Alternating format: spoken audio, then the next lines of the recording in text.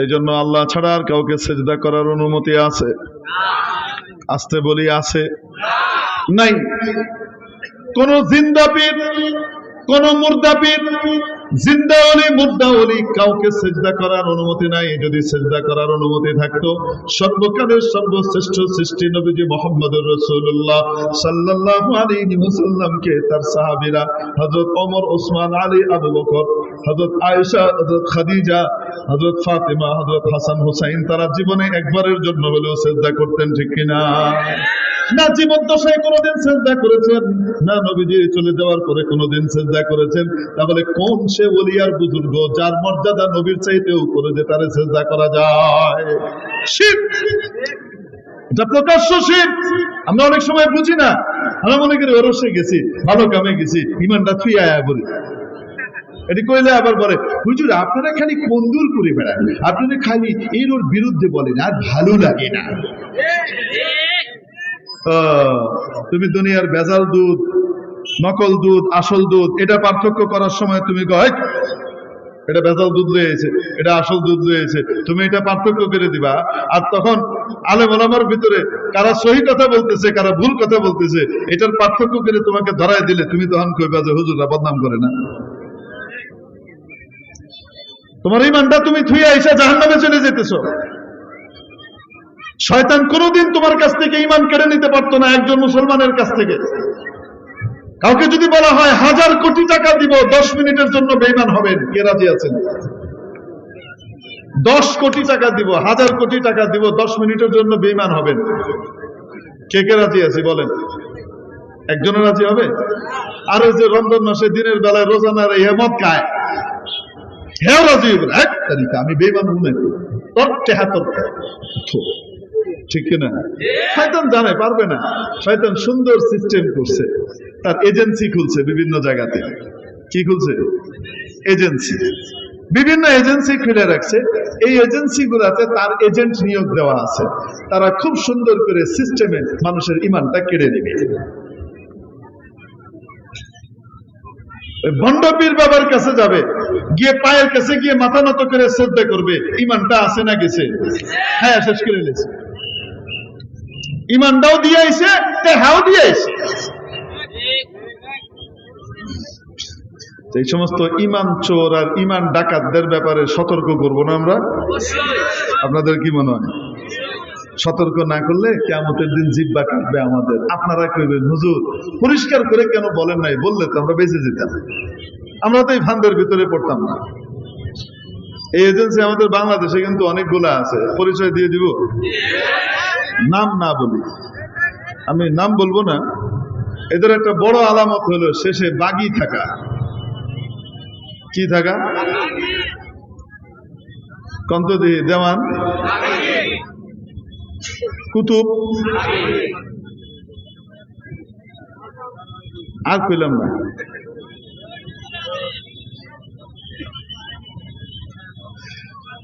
এই টাইপের এগুলা থেকে, নকল দুধ থেকে সাবধান থাকতে হবে। যেমন আসল পীর আছে, ওরকম নকল পীরও আছে। আসল নেককার মানুষ যারা আল্লাহর দিকে মানুষকে রাস্তা দেখায় এবং সত্যিকার অর্থে আল্লাহর পথে তাকে উঠায় দেওয়ার ব্যবস্থা করে, ইনারা হলেন আসল। যারা হলেন রাসূল সাল্লাল্লাহু আলাইহি ওয়াসাল্লামের তরিকার বাইরে এক কদম রাখে না, এটা আসল। সুন্নতের খবর নাই, নামাজের খবর নাই, সারা রাত কোন কি চাই না, গাঞ্জা খায়া পড়ে রয়েছে, ফজরের নামাজের সময় চোখ লাল করে পড়ে রয়েছে। ও সারা রাত মারেফতের গান করলা, একটু নামাজ পড়বে না? নামাজ পড়বে না? আচ্ছা, মারেফত ওয়ালাদের বিষয় বুঝতে না তোরা। এত বড় মারেফত নবীও বুঝে নাই, রসুলের চেয়ে বড় মারেফত বুঝে। এই টাইপের লোক আমাদের দেশে নাই মনে হয়। শিরক, কবর পূজা, কবরে সেজদা করা শিরক। আল ইশরাকু বিল্লাহ ওয়া হুকুকুল ওয়ালিদাইন, মা বাবার নাফরমানি করা, মা বাবাকে কষ্ট দেওয়া, মা বাবার সাথে বেয়াদবি করা। সিরিয়ালের মধ্যে কবিরা গুনার মধ্যে দেখেন 2 নম্বরে এটা। যে সন্তান মা বাবাকে কষ্ট দেয়, মা বাবার নাফরমানি করে, সেই সন্তানের জন্য আযাব রব্বুল আলামিন আখিরাত পর্যন্ত দেরি করেন না। আল্লাহ রব্বুল আলামিন তার আযাব দুনিয়া থেকে শুরু করেন, তার রিজিককে সংকীর্ণ করে দেন, অপমানের রিজিক দেন দুনিয়াতেই আল্লাহ দেন এটা। আর যে সন্তান মা বাবার খেদমত করে, মা বাবার দোয়া নেয়, ফলাফল আখিরাতে নয় দুনিয়াতেই রব্বুল আলামিন তার জন্য ইজ্জতের রিজিকের ফয়সালা করেন। ওয়া কতলুন নাফস, কোন মানুষকে অন্যায় ভাবে হত্যা করা, কোন মানুষকে অন্যায় ভাবে হত্যা করা, সারা জীবনের নেক আমল, সারা জীবনের চিল্লা, সারা জীবনের তাহাজ্জুদ, সারা জীবনের আমল টামল সবকিছু গাস্ত টাস্ত এক পাশে, আর একটা মানুষকে রাতের বেলায় হত্যা করে ফেলা এটা আরেক পাশে। ওইটার ওজন ভারী হয়ে যাবে, এটা হালকা হয়ে যাবে, ইবাদতের নামে জাহান্নামে চলে যাবে। জোর করা ফরজ, কন্যা কেন জোর করা ফরজ, ওয়াজিব তো, সুন্নতে মুআক্কাদা, বেশি চেয়ে বেশি মুস্তাহাব, করলে সওয়াব আছে, না করলে কোনো গুনাহ নাই। মানুষ হত্যা, আসতে বলেন, মানুষ হত্যা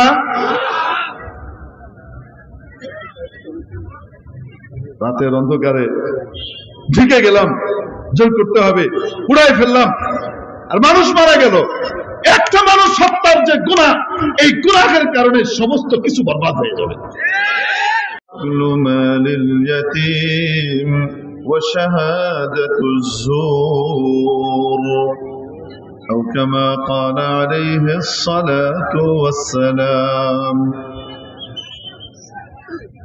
ঐতিহ্যবাহী আসাদুজ্জামান খান দারুল উলুম মাদ্রাসা ভূঁইয়াপুর টাঙ্গাইলের উদ্যোগে আয়োজিত আজকের এই মহতি হিফজ সমাপনী ছাত্রদের পাগড়ি প্রদান উপলক্ষে অনুষ্ঠিত এই মহতি ৩৫তম বার্ষিক ওয়াজ মাহফিলের সর্বজন শ্রদ্ধেয় মান্যবর সভাপতি মহোদয়, উপস্থিত জাতির বিবেক, উম্মতের মাথার মুকুট, ওয়াজিবুল ইহতিরাম হাদারাতে উলামায়ে কিরাম, ভবিষ্যৎ ওয়ারাসাতুল আম্বিয়া, আজিজ তালাবা, ধর্মপ্রাণ ধর্মভীরু সর্বস্তরের তাওহীদি জনতা, পর্দার আড়ালের পরম শ্রদ্ধেয়া মা ও বোনেরা,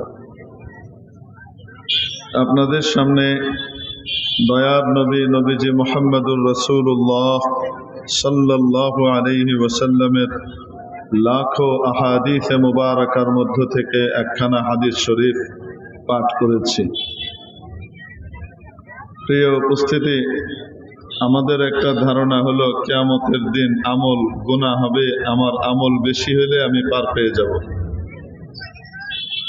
অনেক আমল জমায়েত হয়েছে, 5 ওয়াক্ত ফরজ নামাজ তো আছেই, বেতেরও আছে, সুন্নতে মুআক্কাদাও আছে, আবার সুন্নতে জায়েদাও আছে, নফলও আছে, তাহাজ্জুদের নামাজ আছে, ইশরাকের নামাজও পড়ি, আওয়াবিনও পড়ি, বছর বছর কয়েকবার উমরাও করি, আবার মাশাআল্লাহ তাআলা প্রতি বছর পারলে 2 বার হজ করার চেষ্টা করি, সম্ভব না তাই পারি না। তো হজও চলে, উমরাও চলে, এত আমল জমায়েত হয়েছে, দান খয়রাতেরও সীমা নাই। মাশাআল্লাহ, শীত বস্ত্র বিতরণের জন্য, বন্যা হলে তাদের সাহায্যে দাঁড়াবার জন্য, পাশে দাঁড়াবার জন্য সবসময় আগিয়ে আসি। আরো অনেক নেক কাজ করি, 3 চিল্লা দেই, 4 চিল্লা দেই, তারপরে গাশত করি, তালিম করি, মশওয়ারা করি, এমনি ভাবে আরো কত নেক আমল করি, নামাজ রোজা হজ যাকাত ইত্যাদি ছাড়াও মানুষকে দিনের দিকে ডাকি। তো এই যে কত আমল আমাদের আছে, এই আমলগুলোর আসার পরে আমাদের কারো কারো একটা ধারণা হয়, এত আমল আছে, আমারে ঠেকায় কেডা, আমি তো পার পেয়ে চলে যাব। 2-4টা বদ আমল যদি, গুনাহ টুনা যদি থেকেও থাকে, নেক আমল পরিমাণ এত বেশি, ওটা এমনি পার হয়ে যাবে, ওই গুনাহগুলা তেমন একটা পাত্তা পাবে না। এই জাতীয় একটা ধারণা আমাদের সমাজের মধ্যে ব্যাপক হারে প্রতিষ্ঠিত। মজার ব্যাপার হলো কিয়ামতের দিন আমলের কোনো গণনা হবে না, আমল কাউন্ট করা হবে না, কার কয়টা আমল, কতগুলো নামাজ, কত কি, এটা গোনা হবে না।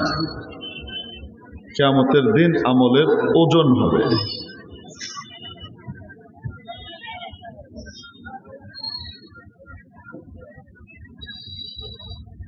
ونضع الموازين القسط ليوم القيامة فلا تظلم نفس شيئا। কিয়ামতের দিন আমি, আল্লাহ বলছেন, আমি কিয়ামতের দিন ইনসাফের পাল্লা প্রতিষ্ঠা করব, ইনসাফের পাল্লা স্থাপন করব। ফালা তুযলামু নাফসুন শাইআ, কাউকে এক চুল পরিমাণও কারো উপর অবিচার করা হবে না, কারো উপর এক চুল পরিমাণ অবিচার করা হবে না। তার যা নেক আমলের প্রাপ্য সওয়াব আর বিনিময়, সেখান থেকেও তাকে এক রতিও কম দেয়া হবে না। আবার যে যতটুকু অন্যায় সাজা প্রাপ্য, সেই সাজা থেকে, প্রাপ্য সাজা থেকে এক বিন্দু পরিমাণ বেশিও দেয়া হবে না। হ্যাঁ, আল্লাহ তাআলা চাইলে কাউকে ক্ষমা করে দিতে পারেন, আল্লাহ তাআলা চাইলে কাউকে অল্প আমলেও পার করে দিয়ে দিতে পারেন। এগুলো হলো এক্সেপশন, ভিন্ন জিনিস। তো কিয়ামতের দিন ওজন হবে, আমলের ওজন বাড়বে কিভাবে? নেক আমলের ওজন বাড়বে আল্লাহর সন্তুষ্টি ওটার সাথে সংযুক্ত হওয়ার মাধ্যমে, আর বদ আমলের ওজন বাড়বে আল্লাহর অসন্তুষ্টি কোন আমলের সাথে লেগে যাওয়ার মাধ্যমে। কোন আমলের সাথে যদি আল্লাহর অসন্তুষ্টি যুক্ত হয়ে যায়, বাহ্যিকভাবে সেটা যত বড় নেক আমলই হোক না কেন, কিন্তু ওটার সাথে আল্লাহর অসন্তুষ্টি যুক্ত হয়ে গেছে অন্য কোনো কারণে, তাহলে সেই আমলের ওজন এত বেড়ে যাবে।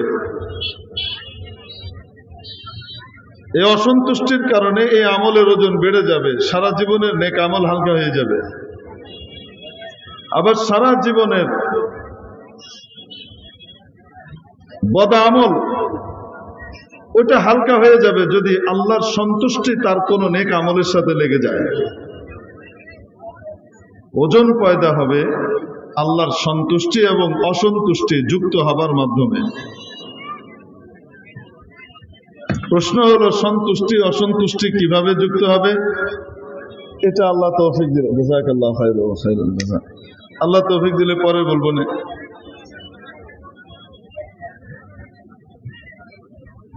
এই জন্য হাদিস শরীফের মধ্যে আসে, সহিহ বুখারীতে এসেছে, যুকিরাত ইমরাআতুন ইনদা রাসূলিল্লাহি সাল্লাল্লাহু আলাইহি ওয়াসাল্লাম, নবীজির সামনে এক মহিলার আলোচনা করা হলো। বিকাসরাতি সালাতিহা ওয়া কাসরাতি সিয়ামিহা ওয়া কাসরাতি সাদাকাতিহা। ইয়া রাসূলুল্লাহ, তার নামাজের শেষ নাই, ফরজ নামাজ তো পড়ে, সারা রাত নফল পড়ে। ইয়া রাসূলুল্লাহ, তার রোজার আধিক্যের কোনো শেষ নাই, রমজানের গুলা তো রাখে, সারা বছরই পারলে রাখে। ওয়া কাসরাতি সাদাকাতিহা, ইয়া রাসূলুল্লাহ, তার দান খয়রাতেরও কোনো ইয়ত্তা নাই, এমন কোন জায়গা নাই যে সে দান করে না। এত তার নেক আমল, এত আমল গায়রা। তবে একটা ছোট্ট বিষয় ইয়া রাসূলুল্লাহ তার ভিতরে আছে, সেটা হলো আন্নাহা তুদি জারাতাহা বিলিসানিহা, সে তার প্রতিবেশিনীকে, তার প্রতিবেশী নারীকে তার জবান দিয়ে, মুখ দিয়ে কষ্ট দেয়। শুধু এই একটা খারাপি, শুধু এই একটা ছোট্ট দোষ, আর তার গুণের কোনো সীমা পরিসীমা নাই, এত এত নেক আমল তার। নবী পাক সাল্লাল্লাহু আলাইহি ওয়াসাল্লাম ফয়সালা করলেন, হিয়া ফিন্নার, এই মহিলা জাহান্নামে যাবে। কি অর্থ? কিয়ামতের দিন তার উভয় রকমের আমল সামনে আসবে। এক পাল্লায় তার সারা জীবনের অধিক সওয়াবের নেক আমল, নামাজ, রোজা, তার দান খয়রাত ইত্যাদি। আরেক পাল্লায় তার প্রতিবেশীকে যে সে কষ্ট দিয়েছে, মুখ দিয়ে বাজে কথা বলেছে, সেই কথাগুলোকে এক পাল্লায় রাখা হবে। এইটার সাথে আল্লাহর অসন্তুষ্টি যুক্ত হয়ে যাবে। ফলশ্রুতিতে এটার ওজন এত বেড়ে যাবে, তার নেক আমলের পাল্লা হালকা হয়ে যাবে। وَأَمَّا مَنْ خَفَّتْ مَوَازِينُهُ فَأُمُّهُ هَاوِيَةٌ وَمَا أَدْرَاكَ مَا هِيَ نَارٌ حَامِيَةٌ। ওজন হালকা হয়ে যাবে, নেক আমল হালকা হয়ে যাবে, ওইটা ভারী হয়ে যাবে। এটা তো সরাসরি বদ আমল, প্রকাশ্য বদ আমল, যেটা চোখে দেখা যায়, যেটা একটা বদ আমল ছিল, এটার সাথে আল্লাহর অসন্তুষ্টি যুক্ত হয়েছে, এটার ওজন বেড়ে গেছে, নেক আমল হালকা হয়ে গেছে। নাসাই শরীফের জিলদে সানিতে এক হাদিস এসেছে, রাসূল পাক সাল্লাল্লাহু আলাইহি ওয়াসাল্লাম ইরশাদ করেন যে কিয়ামতের দিন সর্বপ্রথম 3 ধরনের মানুষের হিসাব নেওয়া হবে। 3 ধরনের মানুষকে কিয়ামতের দিন, সালাসাতুন, এই সালাসাতু আনফার না, সালাসাতু নাফার না, সালাসাতু আনওয়া, আনওয়া মিনান নাফার। এটা ঘড়ি সামনে রাখলে ভালো। 3 ধরনের মানুষকে ডাকা হবে। তার মধ্যে একজন হলেন অনেক বড় দানবীর হবেন, অনেক বড় দানবীর। এমন কোন জায়গা নাই যে সে দান করে নাই। আল্লাহ তাবারাকা ওয়া তাআলা তাকে জিজ্ঞেস করবেন, মনে করাবেন যে এই এই নিয়ামত আমি তোমাকে দিয়েছিলাম, এত নিয়ামত কাউকে দেই নেই, ধন সম্পদ, তুমি এই নিয়ামতের কি মূল্যায়ন করেছ? সে বলবে, ইয়া আল্লাহ, এমন কোন খাত আছে যে খাতে আমি দান করি নাই? সর্বত্র আমি দান করেছি। কি বলেন? দান খয়রাত কত গুরুত্বপূর্ণ সওয়াবের কাজ। as-sadaqatu tudfi'u ghadabar rabb। মানুষ তার গুনাহের কারণে আল্লাহকে যে অসন্তুষ্ট করে, এই অসন্তুষ্টির আগুনকে, ক্রোধের আগুনকে নিভিয়ে দেয় দান খয়রাত। মানে আল্লাহ ঠান্ডা হয়ে যায় যে বান্দা দান করেছে, আমাকে খুশি করার জন্য দান করেছে। ছোট্ট একটুখানি দান কিয়ামতের দিন জাহান্নামের আগুন থেকে বাঁচিয়ে দিবে। একজনের কাছে কিছুই নাই, একটা খেজুর আছে শুধু, আর কিচ্ছু তার কাছে নাই। এই খেজুরটা, নবীজি বলেন, ইত্তাকিন নার ওয়ালাউ বিশিক্কি তামরা, জাহান্নামের আগুন থেকে নিজেকে বাঁচাও, চাই খুরমার একটা ছোট্ট টুকরা দিয়ে হোক না কেন।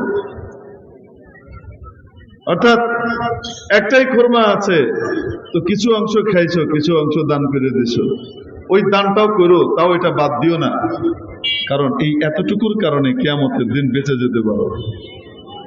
এই ছোট্ট দানের কারণে যদি কিয়ামতের দিন মানুষ বাঁচতে পারে, তো বিশাল দানবীর হলে তার জন্য কত বিশাল জবাব। হাদিস শরীফের মধ্যে আসে, as-সাখিয়্যু কারীবুম মিনাল্লাহ ওয়া কারীবুম মিনান নাস ওয়া কারীবুম মিনাল জান্নাহ বাঈদুম মিনান নার। দানশীল ব্যক্তি, যে দান করতে পছন্দ করে, এরকম দানশীল ব্যক্তি আল্লাহর নিকটে, জনতার নিকটে, মানুষেরও নিকটে, জান্নাতেরও নিকটবর্তী, জাহান্নাম থেকে দূরে। এটা এত গুরুত্বপূর্ণ একটা আমল, যেটার কারণে মানুষ জান্নাতের কাছে চলে যায়, আল্লাহর কাছে চলে যায়। আর এই ব্যক্তি অকাতরে দান করেছে, বলবে, ইয়া আল্লাহ, এমন কোন খাত নাই যে আমি দান করি নাই, এখানে ওখানে ওখানে ওখানে, সে বলেই যাবে, আল্লাহ তাআলা শুনেই যাবে। বলতে বলতে এক পর্যায়ে বলবে, আপনাকে খুশি করার জন্য এইটা বলার সাথে সাথে আল্লাহ বলবেন কাযাবতা, মিথ্যে কথা বলেছ। এটা এই জন্য করেছিলে যে মানুষ তোমাকে দানশীল দানবীর বলবে।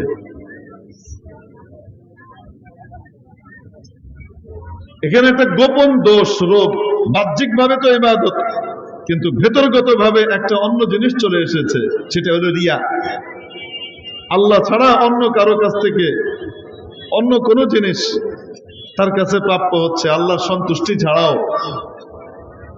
আল্লাহর সন্তুষ্টির বাইরেও তার এখানে উদ্দেশ্য মানুষের বাহবা, মানুষ তাকে দানবীর বলবে, মানুষ তাকে বড় দানশীল বলবে, তার নামটা মাইকে প্রচার করবে, এটা হবে সেটা হবে। তো আল্লাহ তাআলা বলবেন ফাকাদ কিল, যে উদ্দেশ্যে দান করেছিল তা তো হয়ে গেছে বলা, অতএব এখন তো আর কিছু করার নাই। তার এই দান খয়রাতের সাথে আল্লাহ তাআলার অসন্তুষ্টি যুক্ত হবে। কেন? এই দান খয়রাতের সাথে আল্লাহর অসন্তুষ্টির কাজ, রিয়া ঢুকে গেছে, সুমআ ঢুকে গেছে। ব্যাস ফয়সালা করা হবে, তাকে উপুড় করে পা ধরে টেনে মুখটা মাটির দিকে দিয়ে টেনে হিঁচড়ে জাহান্নামে ফেলে দেওয়া, এবং সেভাবেই ফেলে দেওয়া হবে। ডাকা হবে একজন বড় শহীদকে। শহীদ আল্লাহর কাছে কি পরিমাণ প্রিয়। ইউগফারু লাহু ফি আউয়ালি দুফাতিন, তার রক্তের প্রথম ফোঁটাটা জমিনে পড়ার আগেই তার সব গুনাহ মাফ করে দেওয়া হয়। কিয়ামতের দিন কারো গায়ে কাপড় থাকবে না, আমাদের শহীদের গায়ে শুধু কাপড় থাকবে।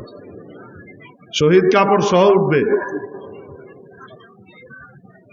শাহাদাতের সময় তার যে অবস্থা ছিল, যেমন ছিল, ওইভাবেই সে উঠবে। তার ক্ষতস্থান থেকে ফিনকি দিয়ে রক্ত বের হবে, তাজা খুন বেরোতে থাকবে। লাউনুহু লাউনুদ্দাম, নবীজি বলেন যে পদার্থটা বের হবে দেখতে ওইটা রক্তের মতোই, কালারটা হবে রক্তের, কিন্তু রক্তের একটা দুর্গন্ধ আছে না নাই? কোরবানির জানোয়ার জবাই করার 2 দিন পরে দেখেন এলাকায় আগুন যায় না, গন্ধ আছে না নাই? শুকাইলে তো গন্ধ আছে, তাজা রক্তেরও একটা গন্ধ আছে। সে গন্ধ খুব সুবিধার গন্ধ না। নবীজি বলেন লাউনুহু লাউনুদ্দাম, যা বের হবে সেটার কালার তো হবে রক্তের কালার।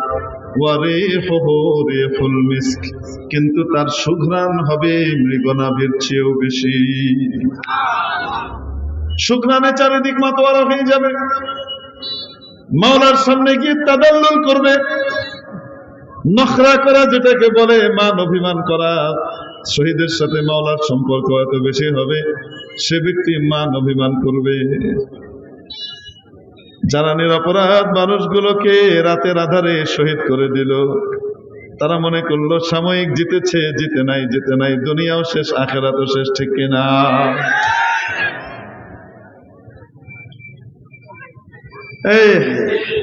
এখন শহীদ আল্লাহর কাছে কত প্রিয়।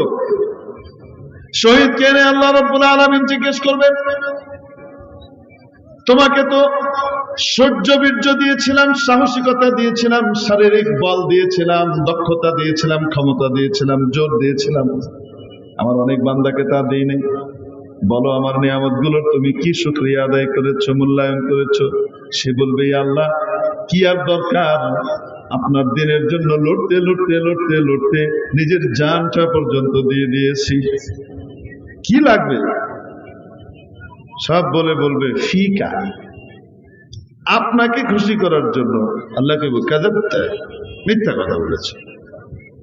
বরং এটা তো এই জন্য বলেছিলাম লিইউকালা জারি, যেন তোমাকে বড় বাহাদুর বীরপুরুষ বলা হয়। তা তো বলা হয়ে গেছে, ফাকাদ কিল থুম্মা উমিরা বিহ, এবং তার ব্যাপারেও ফয়সালা হবে, টেনে হিঁচড়ে উপর করে জাহান্নামে ফেলে দেওয়া হবে। কেন? এই আমলের সাথে আল্লাহর অসন্তুষ্টি যুক্ত হয়ে গেছে। যদিও দোষটা গোপন, বোঝা যায় না, কেউ দেখে না, বাইরে তো ইবাদত, কিন্তু ভিতরে তার আল্লাহর ছাড়া অন্য কারো কাছ থেকে প্রাপ্তির উদ্দেশ্য। অন্যের প্রশংসা পাওয়া উদ্দেশ্য, তা হয়ে গেছে। অর্থ হলো তার সারা জীবনের আমল, নেক আমল হালকা হয়ে যাবে। এই অসন্তুষ্টি আল্লাহর যুক্ত হয়েছে, এই আমল ভারী হয়ে যাবে। একজন বড় কারিকে ডাকা হবে। কারি মানে এখানে হলো বড় আলিম, অন্য রিওয়ায়াতে সরাহাতান আছে আলিম। কারি তৈয়ব সাহেব বলা হতো না?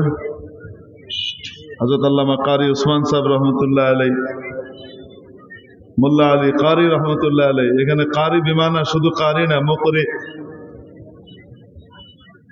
বড় আলিম। একজন বড় কারি কানা হবে, বড় আলিম কানা হবে। আল্লাহ রাব্বুল আলামিন তার উপরে দেওয়া নিয়ামত গুলা তাকে মনে করাবেন, শিখাবেন। আল্লাহ রাব্বুল আলামিন তার উপরে দেওয়া নিয়ামত গুলো তাকে মনে করাবেন, সে সবকিছু স্বীকার করবে। তারপরে রাব্বুল আলামিন বলবেন, বলো আমার এই দেওয়া নিয়ামত গুলার তুমি কি শুকর আদায় করেছো? সে বলবে, আল্লাহ আপনার দ্বীন শিখেছি, কোরআন শিখেছি, অন্যকে কোরআন শিখিয়েছি, পেটে পাথর বেঁধে না খেয়ে না দে কষ্ট করে বড় মেহনত করে মানুষকে কোরআনের বাণী শুনিয়েছি, মানুষকে কোরআন শিখিয়েছি, এত এত আমার ছাত্র, এত এত আমার শাগরিদ, এই এই এই অনেক কিছু বলে শেষ করবে। তারপরে বলবে আপনাকে খুশি করার জন্য। আল্লাহ বলবেন, কাযাবতা, মিথ্যা কথা বলেছ।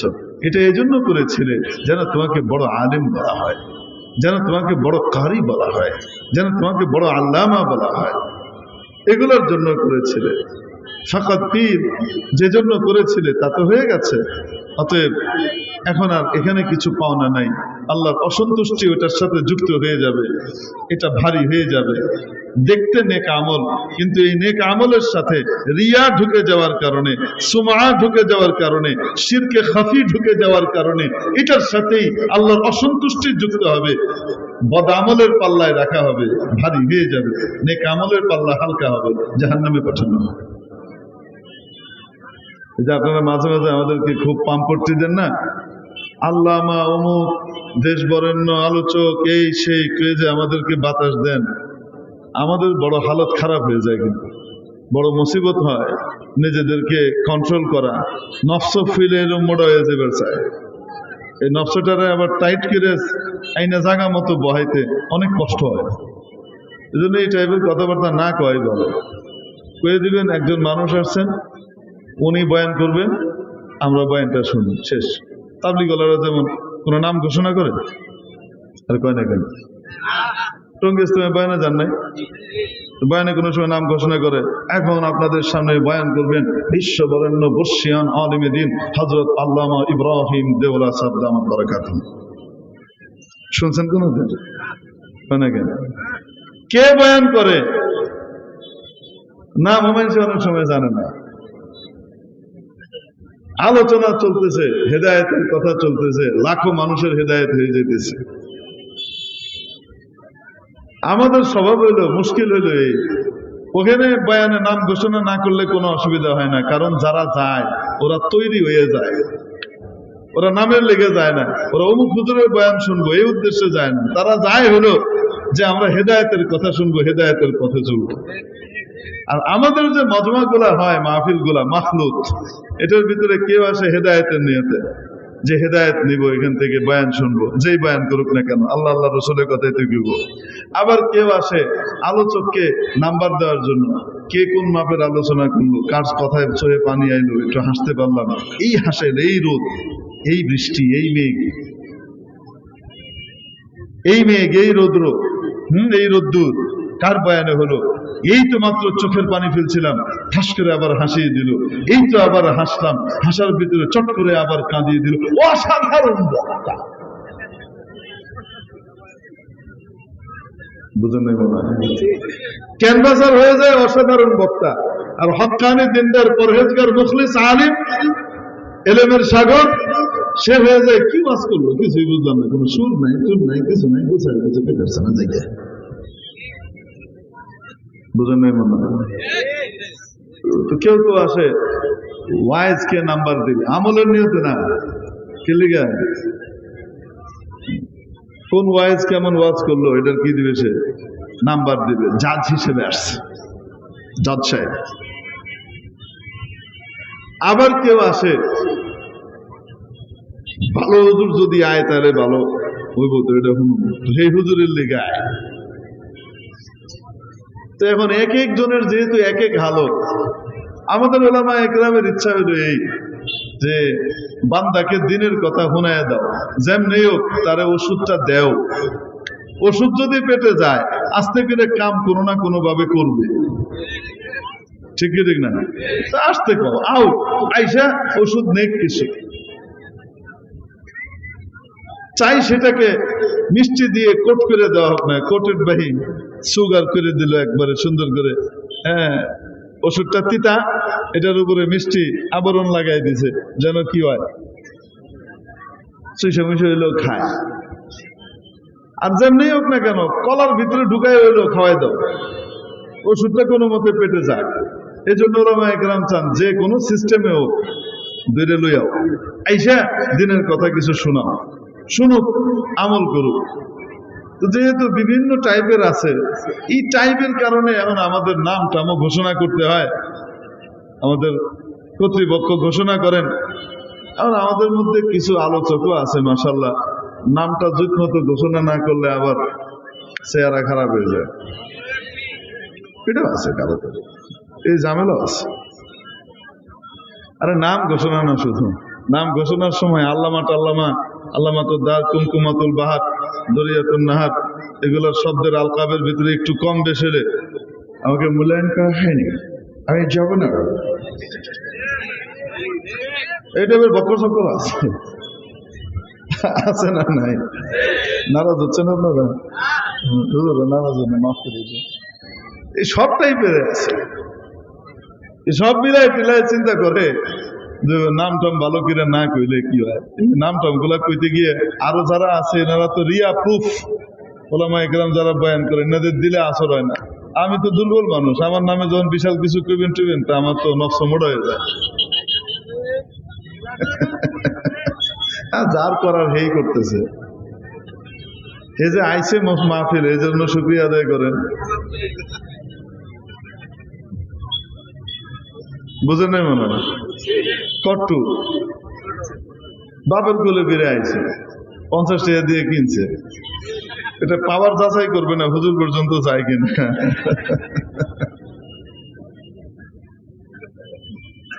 আল্লাহ আল্লাহ আল্লাহ, রাসূল পাক সাল্লাল্লাহু আলাইহি ওয়াসাল্লাম নামাজ পড়তেছেন, সাহাবীরা পিছনে নামাজ পড়ে, ফরজ নামাজ। হযরত হাসান এবং হুসাইন ছোট ছোট নাতি টুক করে ঢুকে পড়ছে, ঢুকে এবার নানার কান্দের ভিতরে চাপছে, আরেকটা পিঠের ভিতরে চাপছে, যে হাট হাট হাট ঘোড়া চালায়, কি চালায়? যতক্ষণ পর্যন্ত নাতি ছোট্ট বাচ্চা নিজ থেকে পিঠ থেকে সরে না গেছে, ততক্ষণ নবীজি টেনেও নামান নাই, সিজদা থেকে মাথা উঠান নাই। শিশুদের প্রতি মায়া, ভালোবাসা, মহব্বত, শিশুদের প্রতি ছাড় কি পরিমাণ নবীজি সাল্লাল্লাহু আলাইহি ওয়াসাল্লাম দিয়েছেন কল্পনা করেন।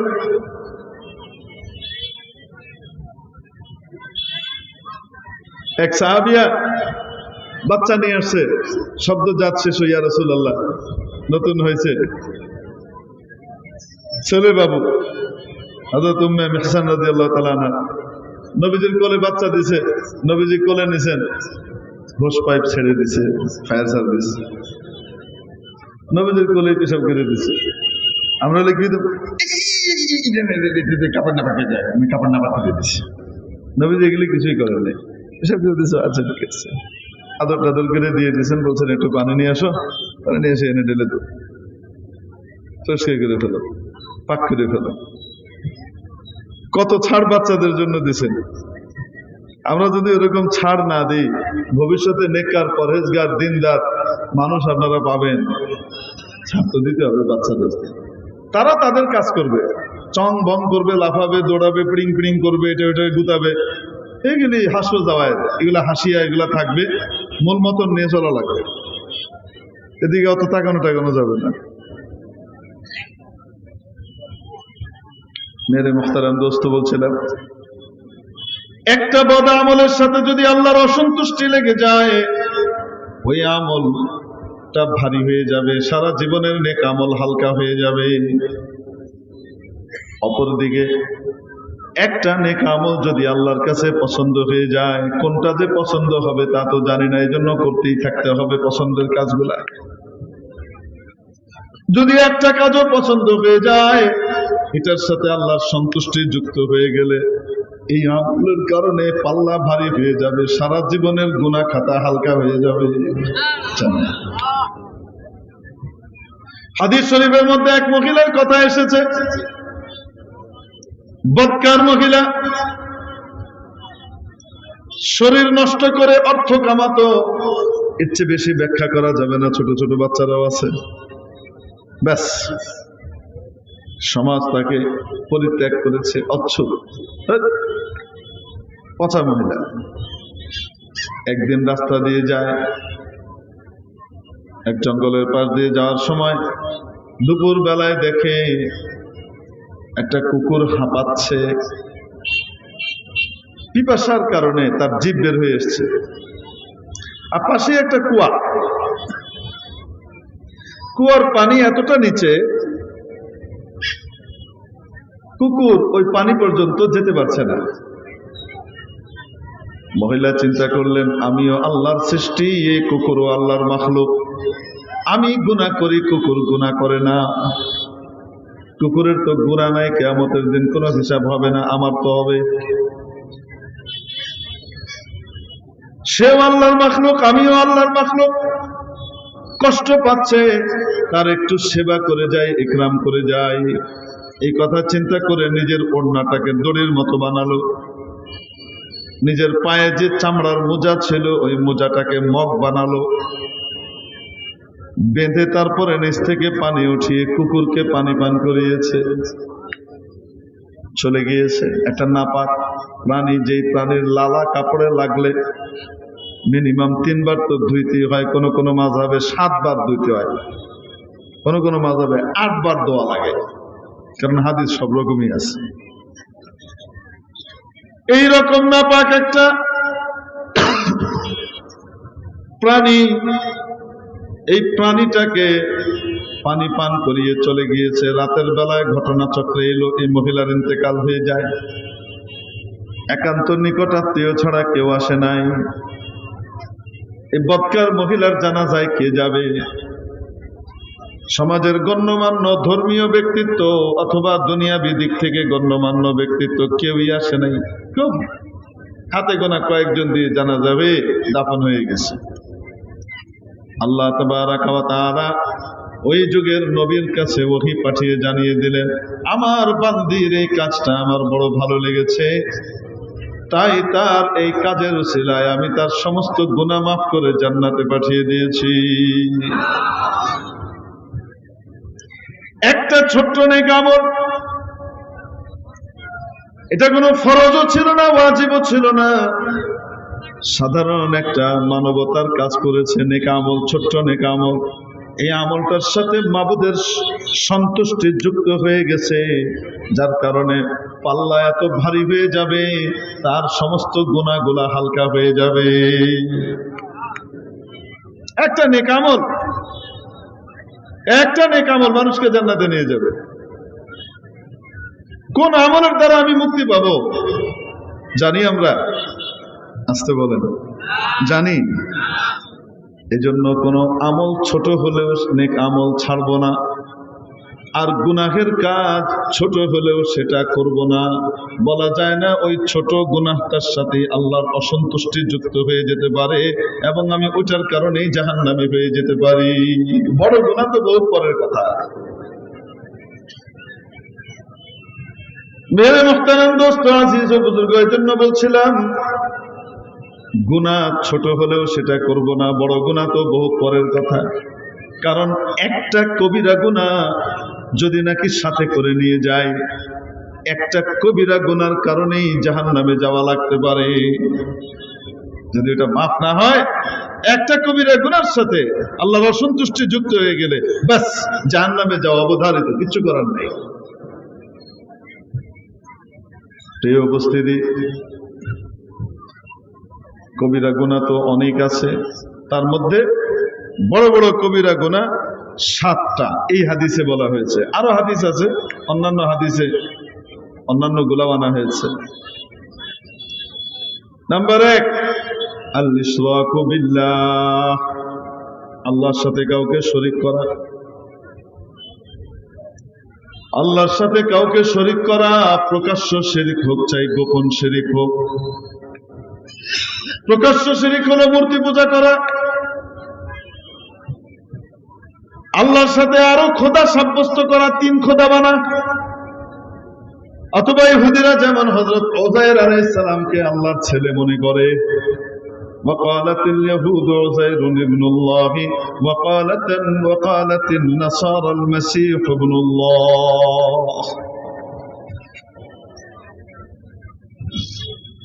প্রকাশ্য শিরক,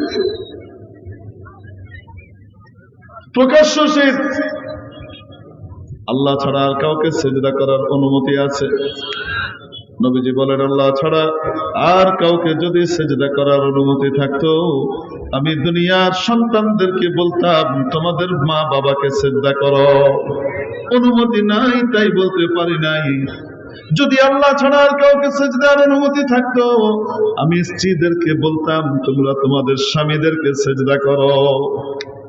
আজকে স্বামী আর স্ত্রীর মাঝখানে মহব্বতের সাথে সাথে যে সম্মানের তারতম্য রয়েছে, মান্যতা এবং শ্রদ্ধার যে বিষয়টি রয়েছে, সেই জিনিসটাকে পাশ্চাত্য এসে দূর করে দেবার চেষ্টা করছে।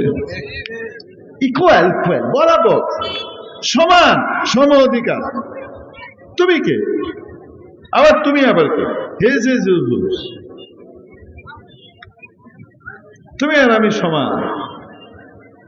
এই মানামানির জিনিস পরিবার থেকে দূর করে দিলে বেয়াদব আওলাদ ফরজন পয়দা হয়। যে পরিবারের মধ্যে স্ত্রী তার স্বামীকে যথাযথভাবে না মানে, স্বামীর আদবের লেহাজ না করে, স্বামীর সাথে কথায় কথায় ঝগড়া করে, স্বামীর সাথে বেয়াদবি করে এবং স্বামীকে কষ্ট দেয় বাচ্চাদের সামনে, এই বাচ্চারা বেয়াদবি শিখে 2 দিন পরে তার মায়ের সাথে এই কাজগুলো সে রিটার্ন দেয়। বুঝে না যে আমি আমার নিজের ইজ্জত সম্মান ধ্বংস করতেছে। আর-রিজালু কাওয়ামুনা আলান নিসা। আল্লাহ রাব্বুল আলামিন পারিবারিক শৃঙ্খলা বজায় রাখবার জন্য সবগুলা জায়গাতে একজনকে দায়িত্ব দেওয়া আছে না নাই? পরিবারের ভিতরেও কাউকে দায়িত্ব দেওয়া দরকার কিনা? রাব্বুল আলামিন এই দায়িত্বটা দিয়েছেন পুরুষকে, বাড়ির পুরুষকে, স্বামীকে। স্বামীকে যখন অপমান করবে, লাঞ্ছিত করবে, বাচ্চাগুলা বেয়াদবি শিখবে। কিছুদিন পরে সে তার মায়ের ইজ্জত করবে না, বাপের ইজ্জত করবে না। মেরে মুখতারাম দোস্ত, এই জন্য সম অধিকার, ইকুয়ালিটি, এই সমস্ত কথাবার্তা যেগুলো বলা হয়, এগুলো শুধু একটা জায়গা পর্যন্ত সীমাবদ্ধ নয়, এগুলো তো গোটা সমাজ ব্যবস্থাকে ধ্বংস করে দেওয়ার নামান্তর। যার কারণে ওদের ওখানে কোনো পারিবারিক বন্ধন বলে কিছু নাই। আমেরিকাতে যান, ইউরোপে যান, পারিবারিক বন্ধন নামে কিছু নাই। খামাখা নাম কাওয়াজতে বিয়ে শাদী হয়, কিন্তু আমরা যেমন 4-5 বছর পর পর, 2-3 বছর পর পর নতুন গাড়ি বদল করি, আবার আর 1 বছর পর পর কাপড় বদল করি না। ঈদ আইলো, অমুক টাইম আইলো, তো কাপড় একটা বদল করে আবার নতুন কাপড় নিলাম, চেঞ্জ করি, গাড়ির মডেল চেঞ্জ করি। ফ্রিজ একটা পুরানো হয়ে গেলে এটা বদলায়, আবার আরেকটা লই আই। ওরা কয়েকদিন পর পর জামাই আর বউ বদল করে। হাসেন না, সত্যি কথা বলতেছি, বাস্তব। নিশ্চয় দেহে তারপরে কইতেছি, এমন না যে না দেহে আন্দাজে কেউ অভিনয় না কইতেছি। কয়েকদিন পর পর তাদের কি হচ্ছে, বদলও লাগে না। কি লাগে না? বদলও লাগে না। একজনের সাথে সংসার করতেছে, আরেকজনের সাথে ডেটিং করতে চলে গেছে। ওইটা কি? ওইটা হলো আমার হাজবেন্ড, আর ও হলো আমার বস। ও হলো আমার, এটা আমার হাজবেন্ড, ওটা হলো আমার বস। এর সাথে বৈবাহিক সম্পর্ক, আর ওর সাথে লিভ টুগেদার। মাশাআল্লাহ, জিন্দেগি চলতেছে ভাদ্র মাসের কুত্তার মতো। বুঝেন নাই মনে হয়? ভাদ্র মাসের কার্তিক মাসে কুত্তার দশা কুদায়, কিন্তু দেখবেন যখন কুত্তার দশা কুদায় তখন কুত্তা কি করে দেখবেন, আজকে এই কুত্তির পিছনে 4-5 দিন পরে আরেক কুত্তির পিছনে ঘুরতেছে, আরেক কুত্তির পিছনে ঘুরতেছে। এই কুত্তি দেখা যায় এই কুত্তার লগে কিছুদিন পরে আরেক কুত্তা, আরেক কুত্তা। বুঝেন নাই মনে হয়? এই কুত্তা কুত্তি চেঞ্জ হইতেছে আর কি। তো ইউরোপ আমেরিকার এদের অধিকাংশের অবস্থা হলো এই টাইপের কুত্তা মার্কা জিন্দিগি। আর এগুলার বুনিয়াদী যে জিনিসগুলা সেগুলা হলো পারিবারিক মান সম্মান এবং পারিবারিক যে সম্মানের মর্যাদার শ্রেণী বিন্যাস আর স্তর আছে, এই স্তরকে ধসিয়ে দেওয়া। কোন দেশে যদি সোনা আর রূপা সমান দামে বিক্রি হয় ওই দেশ থেকে পালানো উচিত। ওই দেশ জুলুমের দেশ। বুঝেন নাই মনে হয়? এক দেশের সোনা এবং রূপা উভয়টার দাম কি বরাবর। এক দেশ, একবার এক ঘটনা আছে আপনাদের ইসপের গল্পের ভিতরে, এই ঘটনা আছে। এক গুরু আর এক শিষ্য দুইজন রাস্তা দিয়ে যাচ্ছে, দেশ ভ্রমণ করছে। করতে করতে করতে করতে এক দেশে এসে পৌঁছেছে। সেই দেশে এসে দেখে সবকিছুর দাম 1 টাকা। সুবহানাল্লাহ। সবকিছুর দাম কি? লবণের কেজিও 1 টাকা, আনারের কেজিও 1 টাকা, দুধের কেজিও 1 টাকা, মাঠার কেজিও 1 টাকা, মাখনের কেজিও 1 টাকা, ঘিয়ের কেজিও 1 টাকা। বুঝছেন? ভাতের কেজিও 1 টাকা, গ্যান্ডারের কেজিও 1 টাকা, সবই 1 টাকা, সমান দাম। গুরু বলতেছে, আরে তাড়াতাড়ি পালাই চল, এখানে এক মুহূর্ত থাকা যাবে না। সাগরিদ কয়, শিষ্য কয়, গুরু বলেন কি, এই রকম গোল্ডেন অপরচুনিটির দেশ পাওয়ার পরে এর দিকে যায় সবকিছু 1 টাকা, কত সস্তা। আনার 1 কেজি কিনতে 400 টাকা লাগতো, এনে দাম কত? 1 টাকা। লবণও 1 টাকা, দুধও 1 টাকা, খাইয়া লুই, আপনি যান। তো গুরু যাওয়ার সময় কইতেছে, ঠিক আছে থাক, তুই তো থাকবি, তুই বিপদে পড়লে আমারে খবর দিস। এই যে তোরে বিপদে পড়লে আমারে কি দিস? খবর দিস। এটা জুলুমের রাজ। এই জুলুমের রাজ্যে যার যা মর্যাদা সেই মর্যাদা নিরূপণ করা হচ্ছে না। সোনা আর রূপার দাম এক হইতে পারে না, ঘি আর লবণের দাম এক হইতে পারে না, দুধ আর মাঠার দাম এক হইতে পারে না। বুঝেন?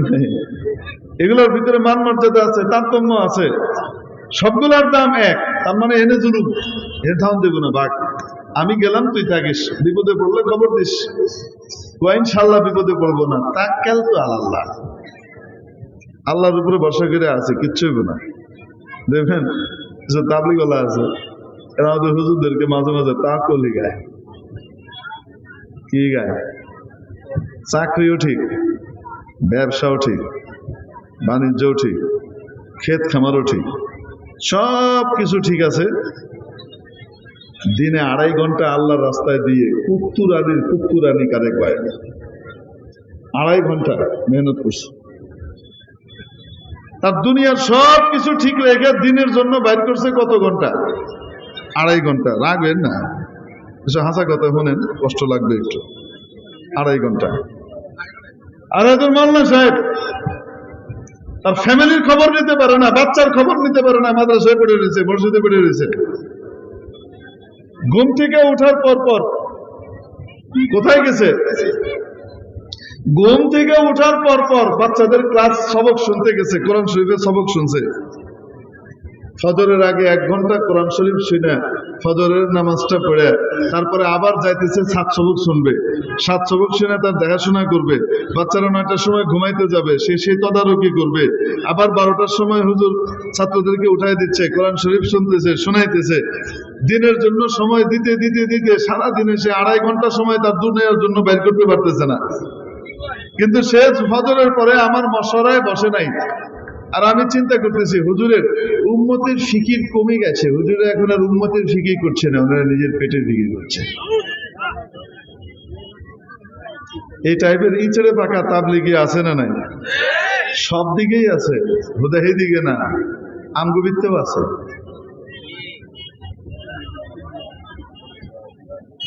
বুঝেন নাই মনে হয়? এই জন্য এই শয়তানকে দিল থেকে খেদান। ওলামায়ে কেরামের 1 মিনিটের দাম আমার সারা দিনের ইবাদতের চাইতে বেশি দামি। আলেমের ঘুম আবেদের ইবাদতের চেয়ে উত্তম। নবীদের ওয়ারিস কারে বলা হয়েছে? আসতে বলেন, নবীদের ওয়ারিস কাকে বলা হয়েছে? মঞ্চে মনে হয় বড় বড় দামি দামি মেহমান আসছে, এই জন্য সবাই মঞ্চের ভিতরে কথা কইতেছে। তবে আমি বয়ান শেষ করে দিব দ্রুত, আপনাদেরকে বিরক্ত করবো না, মেহমানদেরও কথাবার্তা শুনতে হবে, বক্তব্য শুনবেন ইনশাআল্লাহ তাআলা। কনসেন্ট্রেশন নষ্ট হয়ে গেলে মুশকিল আলোচনার একবার। যাই হোক, মুহতারাম হাজরিন, তো বলছিলাম যে মানুষের আমলের গণনা হবে না ওজন হবে? ওজন হবে। তো সিজদা যদি করতে হয় তাহলে একমাত্র কাকে সিজদা করতে হবে? এখান থেকে গেছিলাম যে রাসূল সাল্লাল্লাহু আলাইহি সাল্লাম বলেছেন, যদি আল্লাহ ছাড়া আর কাউকে সিজদা করার অনুমতি থাকতো আমি স্ত্রীদেরকে আদেশ করতাম স্বামীদেরকে সিজদা করো। তার মানে ইকুয়াল, বলেন না কেন? তার মানে ইকুয়াল, মর্যাদা সমান না তারতম্য আছে? প্রত্যেকে যার যার জায়গায় তার মর্যাদা আছে। পারিবারিক নেতৃত্ব যদি নষ্ট হয়ে যায়, পারিবারিক ভারসাম্য যদি নষ্ট হয়ে যায়, মানামানির বিষয় যদি শেষ হয়ে যায়, সেই পরিবারের থেকে বেয়াদব পয়দা হইতে থাকে। এবং তারপরে কিছুদিন পরে কেউ কাউকে মানবে না, ডিভোর্স। এই ডিভোর্সের হার আমাদের এই দেশে আগে বেশি ছিল না এখন? আসতে বলেন, আগে বেশি ছিল না এখন? কেন? আগে মানামানির বিষয় ছিল, রাগারাগি তো হয় স্বামী স্ত্রীর মধ্যে। বেগম সাহেবেরা তো রাগ হবেই, আল্লাহ তাআলা পয়দাই করছে মাঝে মাঝে রাগ করার জন্য। মাঝে মাঝে রাগ করবে, রাগ যখন করবে তখন কিছুই মনে থাকবে না অতীতে আপনি কি কি ভালো করছেন। নবীজি সাল্লাল্লাহু আলাইহি সাল্লাম বলতেছেন, সারা জীবন তুমি তার উপরে ইহসান করলা, তার সাথে ভালো আচরণ করলা, একদিন পান থেকে চুন খসছে, তার মন মতো হয় নাই, সে বলবে মা রাআইতু ফিকা খায়রান কত্তু, রাওয়াহুল বুখারী। আমি জীবনে তোমার মধ্যে ভালো কিছু দেই নাই, আমি বুঝে সংসার করে গেলাম, যদি আমি না হইতাম কবে যে হালাইতে যেত। এই টাইপের কথাবার্তা মাঝে মাঝে বলবে, এটা রুটিন ওয়ার্ক। এটা কই বই, আল্লাহ এভাবেই তৈরি করছে। তো স্বামীরা এটার উপরে রাগ করলে হবে না, বুঝতে হবে যে এখন প্যারা উঠছে, এখন কিছুক্ষণ কইব। যখন হে খেপছে তো আমি ঠান্ডা থাকবো, তখন আমি খেপবো তো সে ঠান্ডা থাকবে, এটা হলো উসুল। চুপ করে থাকবে। পরবর্তীতে যখন নাকি ঠান্ডা হবে তখন নিজেই রিয়েলাইজ করবে, ওহো কামটা তো ভালো হয়েছে না। কখনো এসে বলবে মাপ চাই, মাফ করে দিন, ভুল হয়ে গেছে। আর কেউ কেউ এটা মুখ দিয়ে বলবে না, বরং এটাকে আচরণ দিয়ে প্রকাশ করবে। কি দিয়ে প্রকাশ করবে? আচরণ দিয়ে প্রকাশ করবে। আপনি যেগুলো পছন্দ করেন সেই খাবারগুলা বানিয়ে রেডি করে কি করবে? নিয়ে আসবে আপনাকে খাওয়ানোর জন্য। মানে সে বুঝাইতেছে সো সরি।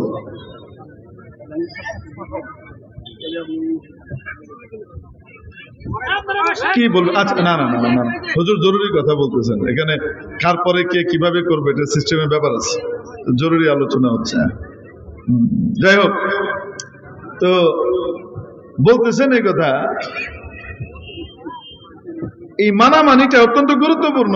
আমাদের ভিতর থেকে এই জিনিসটাকে দূর করার জন্য পাশ্চাত্য চেষ্টা করে যাচ্ছে বিভিন্ন শিরোনামে।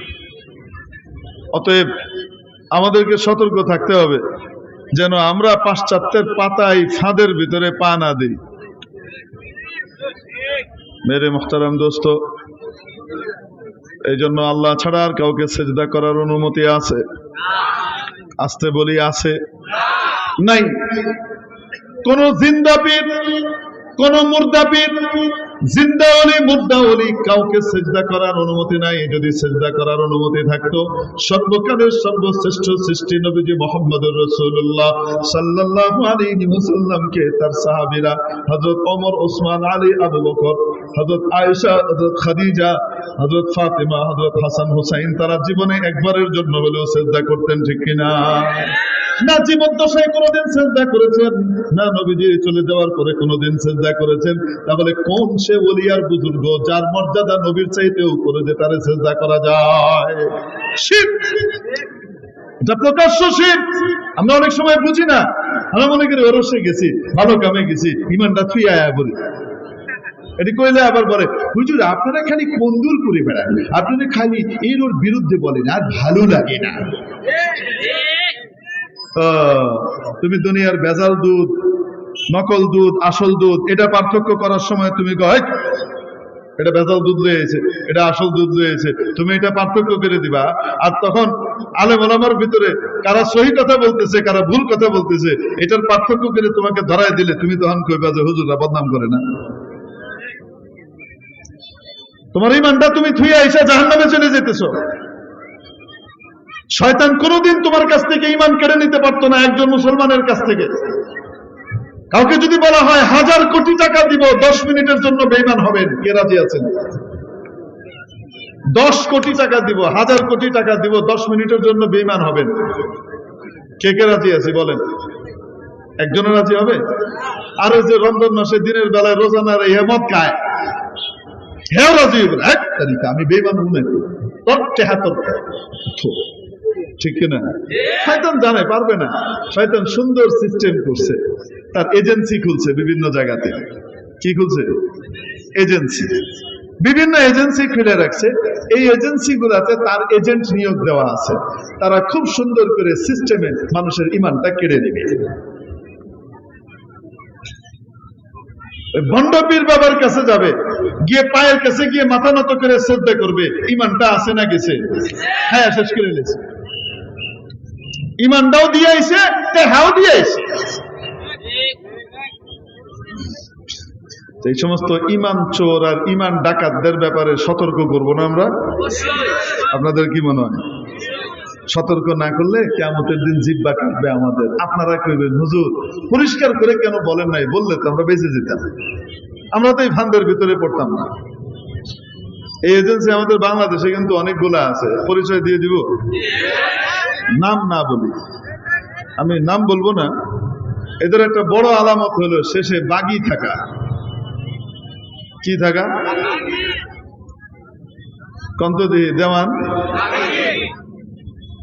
কুতুব, আর কইলাম না।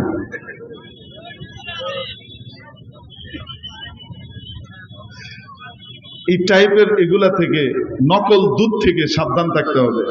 যেমন আসল পীর আছে, ওরকম নকল পীরও আছে। আসল নেককার মানুষ যারা আল্লাহর দিকে মানুষকে রাস্তা দেখায় এবং সত্যিকার অর্থে আল্লাহর পথে তাকে উঠায় দেওয়ার ব্যবস্থা করে, ইনারা হলেন আসল। যারা হলেন রাসূল সাল্লাল্লাহু আলাইহি ওয়াসাল্লামের তরিকার বাইরে এক কদম রাখে না, এটা আসল।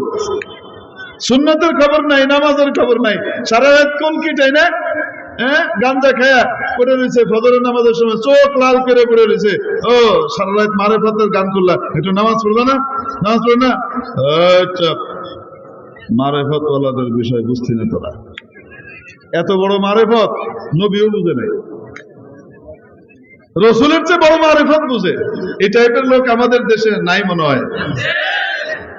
শিরক, কবর পূজা, কবরে সিজদা করা শিরক। আল ইশরাকু বিল্লাহ ওয়া হুকুকুল ওয়ালিদাইন, মা বাবার নাফরমানি করা, মা বাবাকে কষ্ট দেওয়া, মা বাবার সাথে বেয়াদবি করা।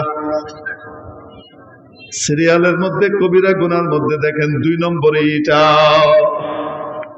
যে সন্তান মা বাবাকে কষ্ট দেয়, মা বাবার নাফরমানি করে, সেই সন্তানের জন্য আযাব রব্বুল আলামিন আখিরাত পর্যন্ত দেরি করেন না। আল্লাহ রব্বুল আলামিন তার আযাব দুনিয়া থেকে শুরু করেন, তার রিজিককে সংকীর্ণ করে দেন, অপমানের রিজিক দেন, দুনিয়াতেই আল্লাহ দেন এটা। আর যে সন্তান মা বাবার খেদমত করে, মা বাবার দোয়া নেয়, ফলাফল আখিরাতে নয় দুনিয়াতেই রব্বুল আলামিন তার জন্য ইজ্জতের রিজিকের ফয়সালা করেন।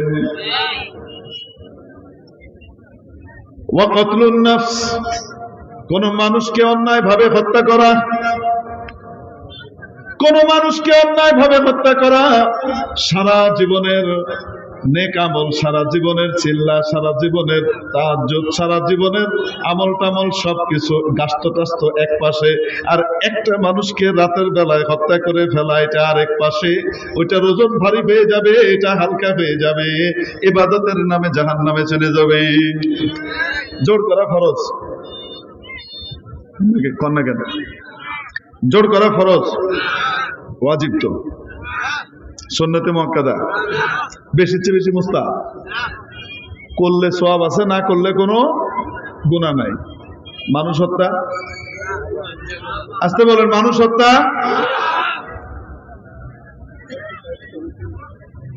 রাতের অন্ধকারে ঢুকে গেলাম, জোর করতে হবে, উড়াই ফেললাম, আর মানুষ মারা গেল।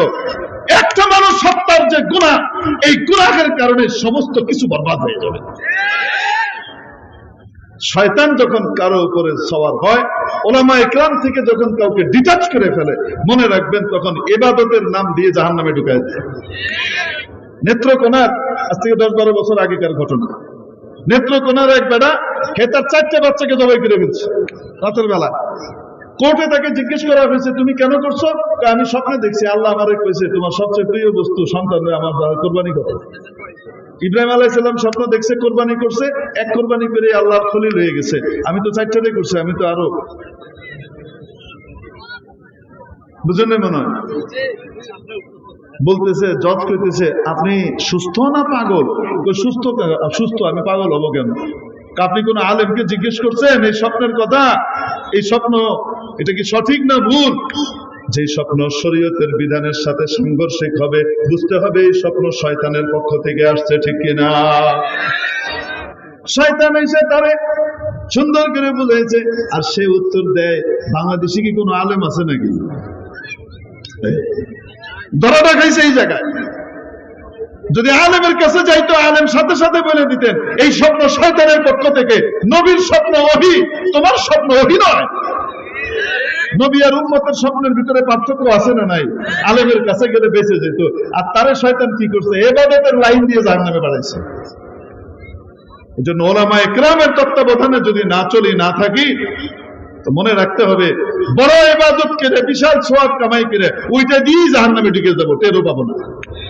আল্লাহ আমাদেরকে বাঁচবার বুঝবার তৌফিক দান করেন। ওয়া আখিরু দাওয়ানা আলহামদুলিল্লাহি রাব্বিল আলামিন। আসসালামু আলাইকুম ওয়া রাহমাতুল্লাহি ওয়া বারাকাতুহু।